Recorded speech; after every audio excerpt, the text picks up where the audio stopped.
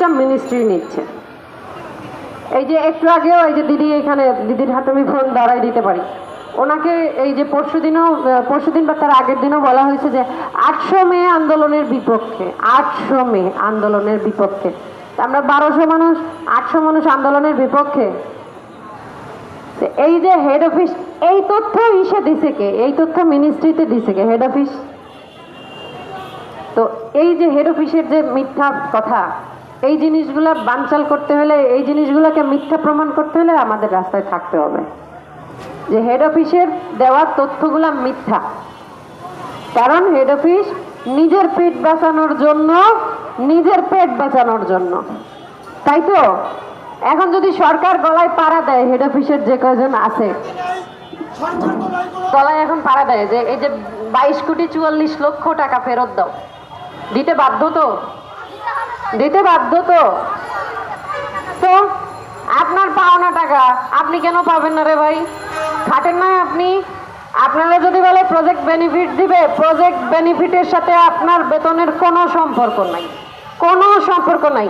আপনার এই যে যেটা পেপারে সার্কুলার দেয়, এইটা 7 বছর ধরে পেমেন্ট করার পরেও তাদেরকে আপনার চাকরি শেষে প্রজেক্ট বেনিফিট মাস্ট বি দিতে হবে। এটার সাথে এটা একটার সাথে একটা কানেক্টেড না।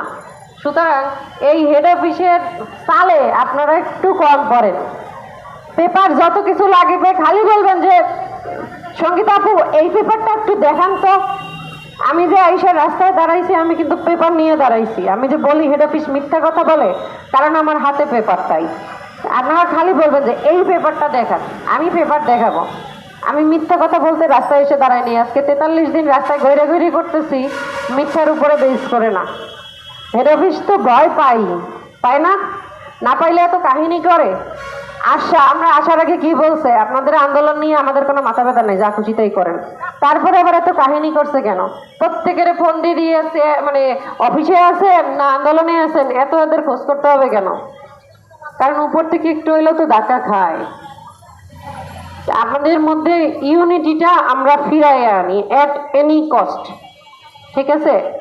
কিছু মানুষ যারা আত্মীয় স্বজন আছে হেড অফিসের উপর থেকে কথা বলবে না, তারা থাক, যে ভাই তোরা তোদের মতো থাক। বাকিরা আমরা সবাই এক হই, বাকিরা আমরা সবাই ইউনিটিটা দেখাই। হেড অফিস আমাদের ইউনিটিটা নাই বিধায় হেড অফিস এটা সুযোগ নেয়, আমরা সেই সুযোগটা আর ওনাদেরকে না দেই, ঠিক আছে?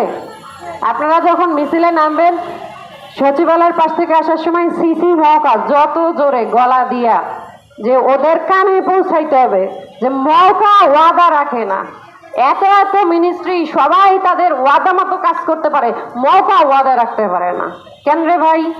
মেয়ে মানুষের সাথে বৈষম্য করা সহজ তাই? মেয়ে মানুষকে ঠকানো সহজ তাই?